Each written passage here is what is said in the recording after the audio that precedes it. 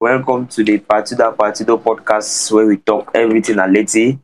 So for this episode, we are going to be talking about atleti's form since the new year and how things are going for atleti at the moment.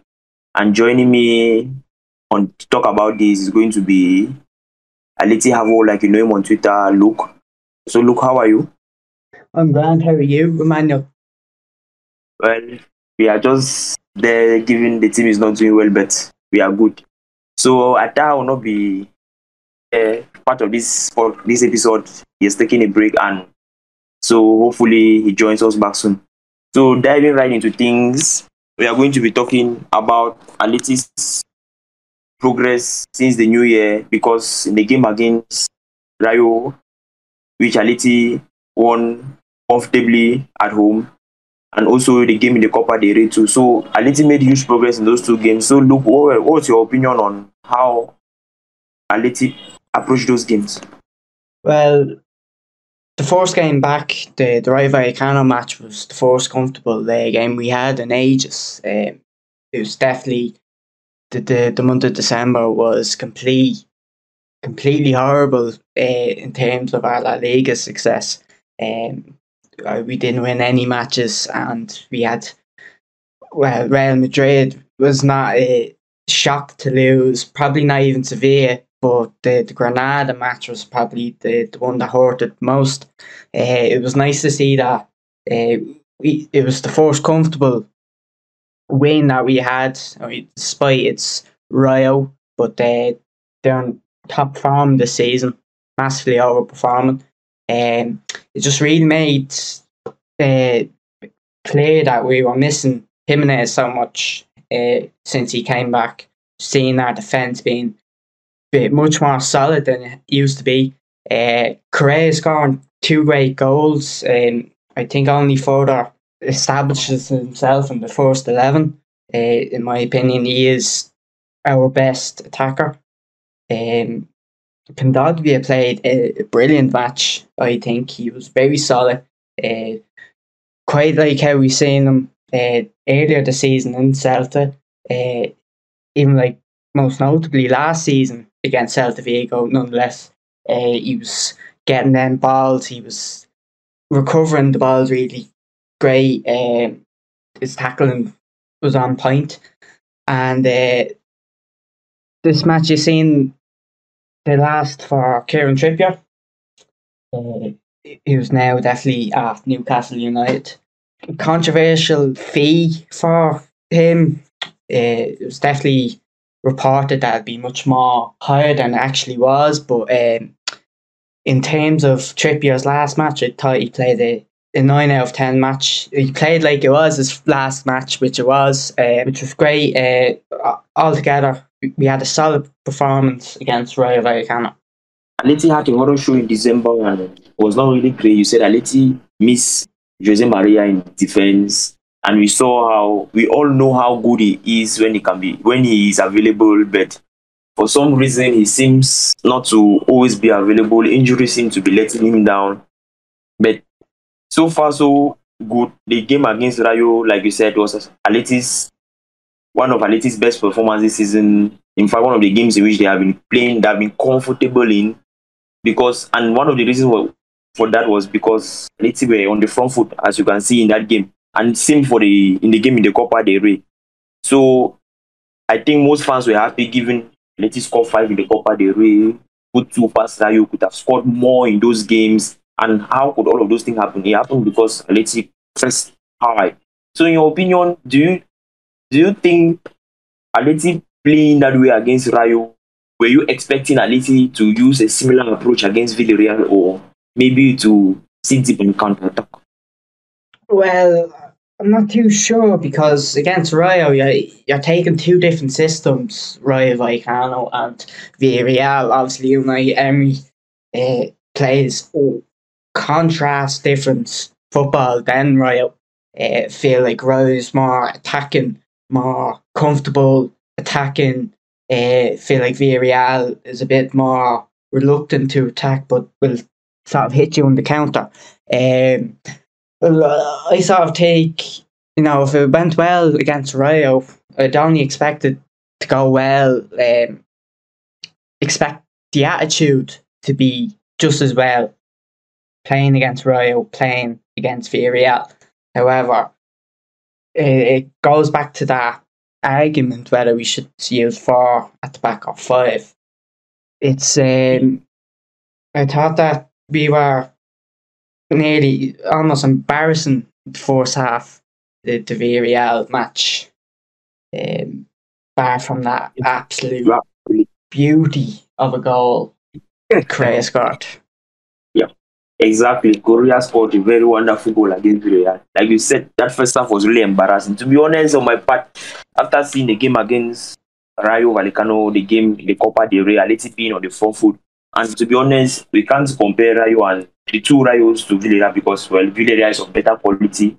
But I kind of expected Atleti to approach in a similar manner, given how comfortable Atleti were in those games, because they were able to stop their opponents from counter-attacking by quickly pressing and regaining the ball once it was lost in the final third. That means they had a better rest defense, and I was expecting similar thing because if you can recall the game Atleti played in the Wanda Metropolitano, which Atleti had a completely dominant performance similar to what Villarreal did to us at La Ceramica this past Sunday. It was down to the fact that Atleti were on the front foot. Atleti were not able to give Villarreal the time to build up their play. Like you said, Villarreal are not like Rayo likes to attack on the front foot. They are a patient build up, and I think Cholo himself said that they are a team that they are patient in that build up. They like to provoke you to press high so that they can attack spaces. I think this was something Cholo he knew before he pressed high against them at the one that he was successful. So I was kind of surprised he didn't go for the same approach, because if you look at later on in the game, it was like I think when Felix came on, the game Atleti sort of pressed high, and I think some fans were asking where was this intensity from the start? Where was this team? I think it all boils down to the fact that Atleti have slowly becoming, I would say, a game state team, because they seem to play given the state they are in. If they score maybe 0-0, they are maybe comfortable until maybe the end is coming and they are trying to win the game. If they are losing, they start playing. If they are winning, they sit comfortably. So this Atleti side is really tough to take because, well, we know the team needs change, the style of play, it needs to evolve because we don't have the Gabi, we don't have Thiago, we don't have those guys who were not only good technically but were warriors. We have guys like De Paul, like Felix, who even Correa himself, though he's a hard worker, who are very good with the ball at their feet. That means we have so many players who are good with the ball. So the style has to evolve a bit. But seeing the approach against Villarreal, to be honest, I was surprised, but I understood the approach given Cholo said Villarreal a counter-attacking team. To be honest, I'm going to say I was really disappointed in Atleti's performance, and in my opinion, I am a Cholo supporter and I like him, but I think our poor first half was down to his instructions. So in your opinion, what do you think prompted Atleti to be that bad in the first half? Was it the fact that Villarreal were too good, or Atleti are in a mental state in which things are not going their way, or the tactics need to change, or whatever? I think it's attitude of the players. No matter how many games we play against Villarreal, despite their level, if they are the worst team in La Liga at a stage, if we're going to the Madrigal, if we're playing away to Villarreal, it's always going to be a tough game, no matter what. It's always going to be that tough fixture in La Liga. No matter how good we are and how bad Villarreal are, they'll always give us a game. So they're always going to give us a good game. I think that we were lacking intensity, lacking a bit of cojones, bit of bite. I think we were a bit too comfortable, too lazy. I think the two, I want to be quite generous in calling them bad defenders, Felipe and Hermoso. I think at the time, at the height of anger, we had much harsher names for them. But Felipe and Hermoso, they were like headless chickens at the back. Now, if your defence can't get their head in shape, you can't really expect the midfield to be as efficient as they are, and then that also affects the attack. So obviously, look, Yeah, the Villarreal will that's true. give you a hard game, but if you don't have the intensity, then they'll trash you. And in that Yeah, first half, we seen that they were all over us. And well, there was a controversial VAR review. Look, I honestly hadn't seen a great look at it, but as I know, previous fixtures in La Liga, especially this one, this recent match day, there had been many outrageous and controversial calls from the La Liga referees, yeah. and so I think that's honestly, I can't say whether it was a penalty or uh, not, or well. handball, but I was quite skeptical of the decision because Yeah. from the angle that I was looking at it, it was not. It wasn't handball. Well, I think look well. I think it doesn't take, and I think even a regular fan who watches maybe 2 or 3 La Liga games a week knows that well the La Liga referees are really bad. I think maybe they was in Europe. Well, like they disallowed goal in which they say it claimed to be a handball. I think it was really bad. And also you talk about for the penalty which was given. I think Lima was too close, but well the rules. All this comes down to the rules. We can go over this again and again, but it has been given. And well, we can keep on complaining from now to the end of the season. But to be honest, all of us know the refs are really bad in La Liga. It's not that they favor just a particular team. They just tend to be shit at what they do. That means they are really bad at what they do. Yeah, but every Unlike fan would say that. Sorry, every fan would say that there is a conspiracy against their club in regards of bad calls. But the reality is, it's just La Liga refs are terrible this season. Now, as La Liga fans, Mateo Lahoz is one of the notorious characters in La Liga. If you're watching a La Liga match and you see Mateo Lahoz is refereeing, you'd watch that match. Doesn't matter about who the Definitely. team is. But even as a notorious and as iconic of a referee he is, he's had some bad calls as well. So I think the La Liga refereeing in general has been down badly, embarrassingly poor this season. Yeah, that's very true. Well, back to Atleti, referees are not the decisions why Atleti are performing bad. Like Chulo says, they are there to do their job. Well, you talked about the fact that well, Atleti have well shit heads in defense. Well, I think the profiles we have in defense are not the guys you will call leaders. I think if you look at Man City when Pep came, I think Otamendi it was really struggling, but next to Company, he looks like one of the world best defenders. That was because he had a leader next to him, and I think that was what we had in Godin, and that is what we are missing in Godin. And we have all been hoping that Jose Maria is going to be the one to lead the defense, take the team.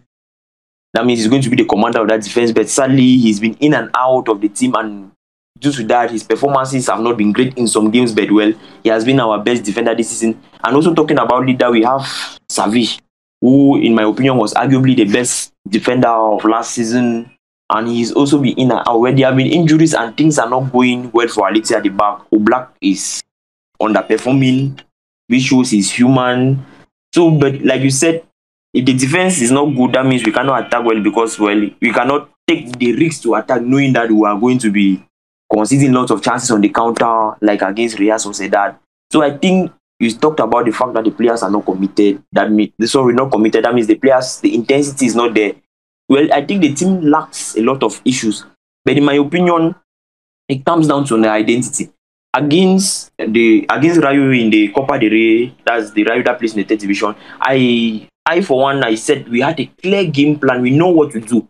For example, we made good use of the right-hand side. That means Lorente plays at the right back position, but he wasn't a right back. He was basically playing as an invented winger, playing in the half spaces, that's the interior channels, and you have the ball covering for him and Carrasco providing the width. That was brilliant to see. And as soon as the ball is lost, you have the players ganging on to win back the ball. I think we scored two I think three of the goals we scored that game, we won the ball back in the open opposition half. One of them one of them was in the final third. And even if our press is bypassed, you have Kondombia there as the wall, who did an excellent job. To be honest, I don't really know. Well, I'm not tactical expert, Cholo is the tactical expert, but some fans, you have those fans who are maybe saying maybe he's not the man for the job. Well, I believe Cholo has earned the right, to turn things around, given he's the one that has made us to have this expectation. So me, I'm patient with him until the end of the season, and now you have that question in your brain. This season, I think many fans had a lot of expectation coming to the season, but now it is looking more like a transitional season for style of play. It was supposed to be a season where Atleti defended his title, and well, they had shouts like they are the best squad in the league, but they have been injuries. So look, I'm going to ask, Atleti have had injuries this season, yes, but do you feel without the injuries, Atleti would have been in the title race, at least because that was the expectations coming into the season? Well, I think that the problem, as I mentioned, it's the attitude. I don't think the problem is Cholo's fault, but I think the way he's going around about trying to fix it is not right. I think he's not doing. I don't think he's correcting it. Going back to the Rayo Majadahonda match, if I pronounced that right, yeah, we've seen such intensity, such a great performance. That was not really an expected result on paper. If you're looking at it, you're looking at the La Liga champions going against. Yeah, very true. Now, of course, last season against Correa and then season behind against Cultural Leonese, yeah, we got knocked out by them. But if you take that on paper, a La Liga winning team against a third side division team, you expect them to win comfortably. So I really took that performance with a grain of salt. Lodi was brilliant. I think that was probably one of his finest performances in a Atleti shirt. But there was definitely clear mistakes from the Rayo Majadahonda players, especially that first goal, Cunha. Now, obviously, that was offside, but we were playing against a team that was just happy to be there, pretty much. They were happy to be there. But I don't know why that intensity, why that courage, why that intensity wasn't there at the Villarreal match. Exactly. Now, if you had that there, we'd have much more of it. Even if we did drew that game, but if we had that intensity, it would be a whole different story, because a draw against Villarreal away isn't a bad result. Exactly, especially given the 5 games. But we stumbled against Villarreal. Now, after the 60th minute, when Simeone changed the system at Villarreal, he took off the Paul, Lodi and Cunha for Koke, Felix and Vršelko. And we were arguably dominant that last 30 minutes.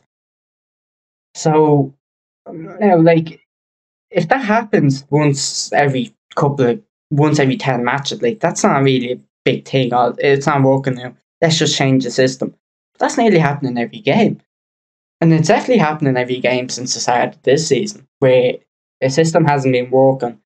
Around the 60th minute, he brings on whole completely different players, nearly changes the team completely, and we start performing like this La Liga champions dominant style of football, where, like, why can't we not have that from the start? I don't understand. Well, to be honest, I think, both of us, we are Cholo's faithful and we'll always be behind, but some of his decisions, or maybe some of the things, are really tough to say.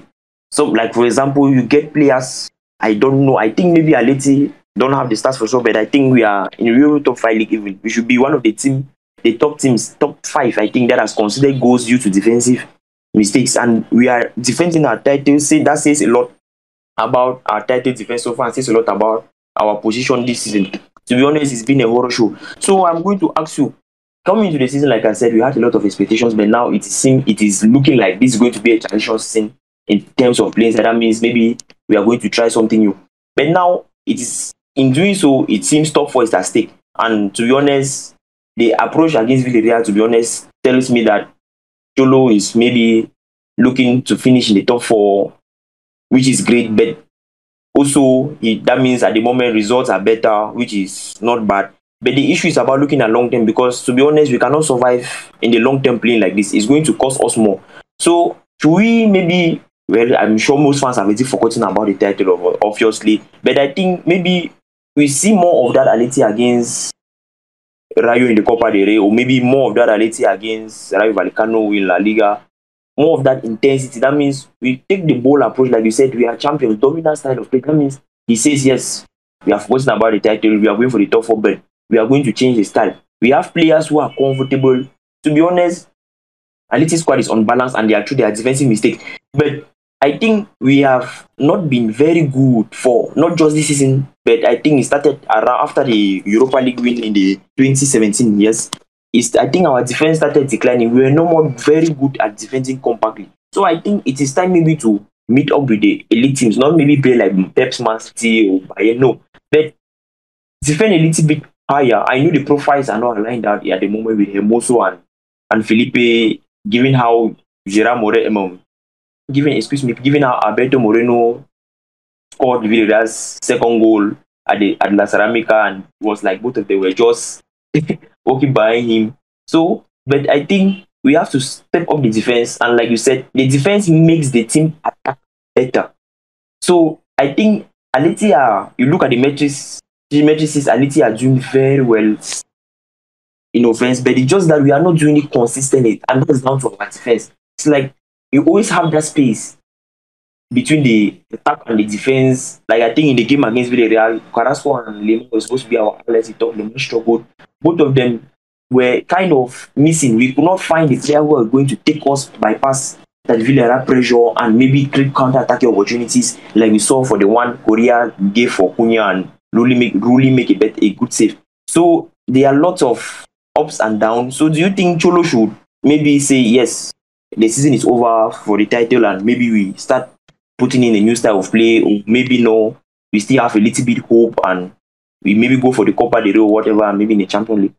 Well, he'll be comfortable with a top four finish regardless. So that's going to be his objective. I think in regards to the title race, I'm not thinking ahead. Obviously, just game by game, see what happens. Obviously, Real aren't going to be winning every match. They're going to slip. But I don't think that's within seeing within the foreseeable future that we will catch up. I think definitely he's going to be comfortable with the top four. I really want them to do more in the Copa del Rey, because past few seasons it's like, nah, he doesn't care about the Copa del Rey. That's the impression I got. Even we have the Super Copa coming this week. I think, that's still a title. That's still a decent title. I mean, our opponents are Athletic Club. The other two are Real Madrid and Barcelona. So if we win that'd be a positive, definitely. But obviously we have the Champions League that we tend to forget that we do. Am I confident that we're going to win it? Well, no. But I think that our opponents are Manchester United. I think it's definitely a optimistic match that we can get through to the quarterfinals, maybe even to the semis. So if that could happen, I'd be happy with that. But I think that in regards to especially the defence, it's more of a mentality issue. I don't think Felipe and Hermoso have that aggressiveness, that mentality to perform well in Simeone's side. That's why we see Gimenez and Savic just perform 10 times better than them two at defence. So hopefully, maybe we need some reinforcements. I definitely need reinforcements for Gimenez and Savic, as they're quite injury prone. So if we can bring in at least one decent enough centre back.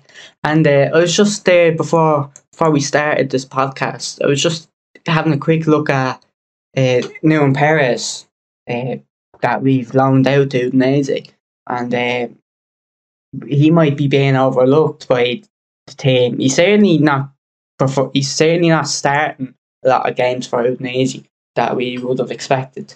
He's played 6 games. He's only started 5 out of 19 games for Udinese, and he's averaging only 79 minutes per game. So I don't know what's happening there, but it seems like a bit of a waste of a loan to me. And I don't see any harm bringing him in.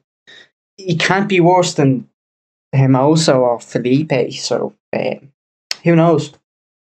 Yeah, I think you have just touched on what we're supposed to talk on next. That's about, we have talked about the defense being a main issue. That means how are we going to fix that? And you talk about the fact that Nehuen Perez is at Udinese and he's not having a lot of games, but when he has done, he has been brilliant. So maybe rather than Atletico splashing out the cash, we could maybe call him in and he helps us. Like you said, he could not do worse than what Felipe and Hermoso are doing. But going back to, let me not say going back, but coming to where we have to buy a centre back. To be honest, I was really disappointed with Cholo's choices in the Copa del Rey. Well, I know we needed to really put out a statement and a very brilliant win, but I think maybe he's overlooking certain players in the academy. Maybe it's due to the pressure, but like you said, some of the attitude of the players are really not the best. So this is, I think, is the best scenario to maybe take the players from the academy and you're shaking things up. Make them feel uncomfortable. It make them know that despite the fact that you are a starter, it does not mean that you start all the games. Shake things up. Maybe you see him also sitting on the bench and a guy like Camara from the academy playing in the league game. Well, he is the one to decide, given that those players have no La Liga experience. But well, we never know. You have Lucas Hernandez who came up. I think it's been long since a player from the academy really made to the first team. But this is the perfect situation.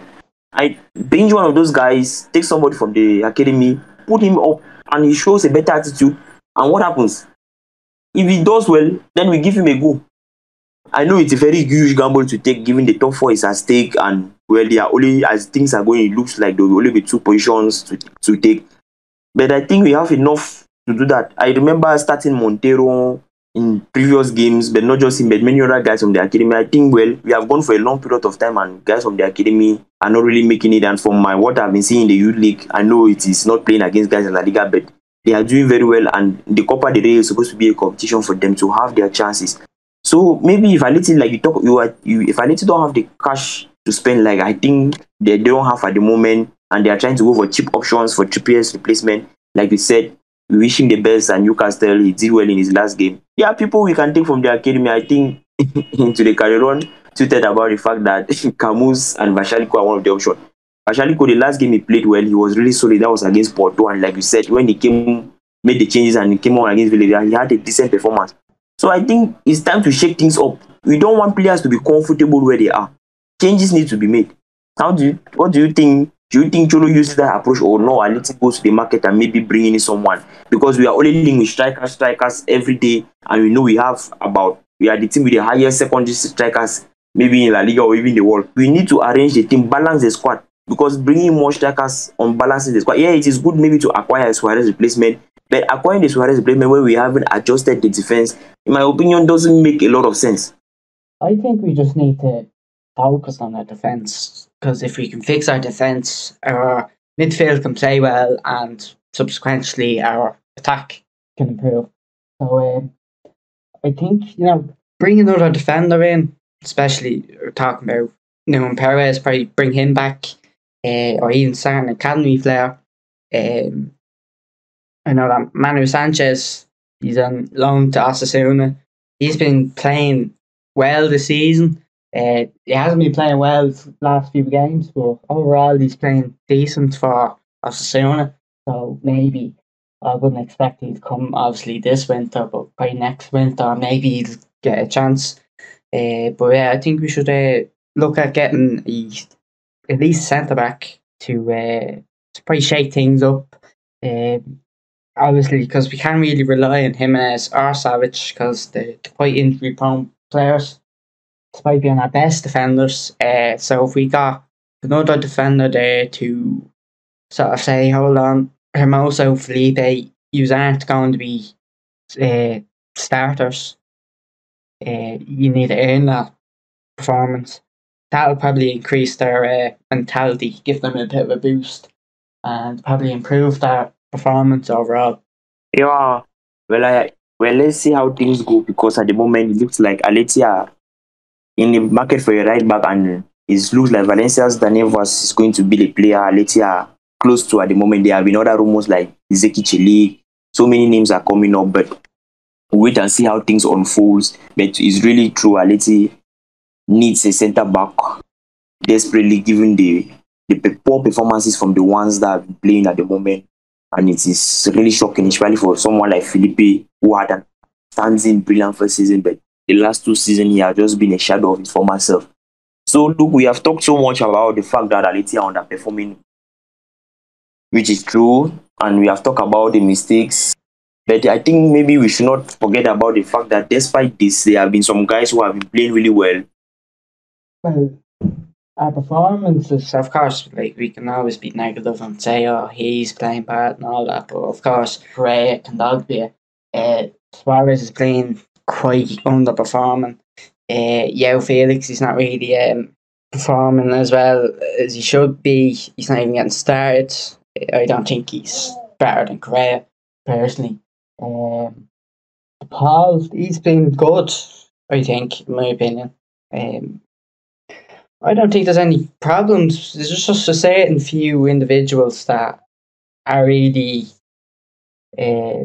sort of hurting our system in a bit. And Koke, he's I don't know what's happening to him this season. Well, hopefully we don't, like you said, Correa is the player. I think maybe most underrated Atleti player. We have Colombia, there's Lodi. So we have talked about the fact that there are some players who have been doing well. I think Lemar really had a poor game against Villarreal, and it looks like the 4-4-2 system is not for him. But that was a system Atleti found success in the first 2 games, and Cholo talked about the progress being made. So, systematically, do you think Atleti should keep on switching between the 3-5-2 and the 4-4-2, or maybe Cholo sticks to one and then we move forward from there? I don't know, to be honest, because I've seen us playing poor in both 4-4-2 and the 5 at the back. I don't know what's happening. I think it's just, as I said, the players. I say, yeah, we should stick to one at least, see how that's going on, see what the problem is, see what players are sort of hindering that, and then we swap around. I think there definitely should be either stick to one formation or the other. That's my opinion. Okay, well, as for me, I think I agree with you. Maybe we stick with one, and I'm going towards the 4-4-2 at the moment, because that is what I liked seeing the game against Rayo and against the other Rayo in the Copa del Rey. But I think the player who makes that formation clean together is Kondogbia, due to his athleticism, his tackles, timing of his tackles are always great, and his ball winning. I think he's the one that makes that work. But without him, I think the 4-4-2 is going to be lacking. Given with De Paul and Koke in midfield, well, we have a lot of offensive power, but we lack that muscle, that defensive midfielder.